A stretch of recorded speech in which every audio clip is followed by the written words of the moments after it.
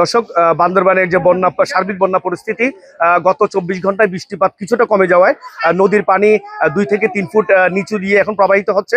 আমি যেই জায়গাটিতে দাঁড়িয়ে রয়েছি বান্দরবান শহরের আর্মি পাড়া, আমার পিছনেই দেখছেন এখানে শত শত ঘরবাড়ি এখনো পানির নিচে। এখানে দুর্ভোগ যারা ক্ষতিগ্রস্ত হয়েছেন তারাও এখানে অবস্থান করছেন। এবং বান্দরবানের যে গত 2023 সালে যে বন্যাটি হয়েছিল তার খুব কাছাকাছি এখন এখানে প্রচুর মানুষ এখানে এইবার বন্যায় ক্ষতিগ্রস্ত হয়েছে।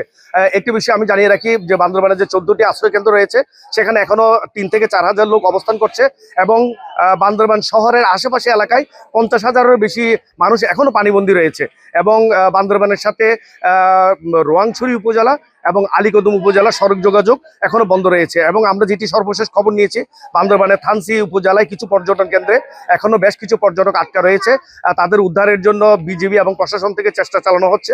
আরেকটি বিষয় হলো, যারা পাহাড়ের পাদদেশে বসবাস করছে, প্রাণহানি ঠেকাতে তাদেরও বিভিন্ন জায়গায় নিরাপদ জায়গায় সরিয়ে নেওয়ার জন্য বিজিবি, সেনাবাহিনী, প্রশাসন, ম্যাজিস্ট্রেট সবাই এখন সতর্কতামূলক মাইকিং সহ তাদেরকে নিরাপদ জায়গায় সরিয়ে নেওয়ার চেষ্টা করছেন।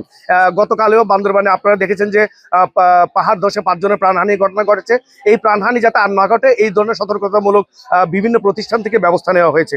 আরেকটি বিষয় জানিয়ে রাখি, বান্দরবান যে চট্টগ্রাম কেরানীহাট যে সড়কটি রয়েছে সেখানের উপর দিয়েও পানি প্রবাহিত হচ্ছে এবং এই পানি প্রবাহের কারণে সেখানে যান চলাচল বিঘ্নিত হচ্ছে।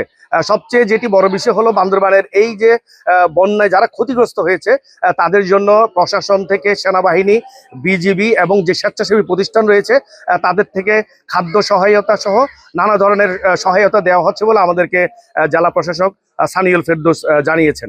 এটি ছিল আমার কাছে বান্দরবানের বন্যা পরিস্থিতি সর্বশেষ। মিনারুল হক, ATN বাংলা, বান্দরবান।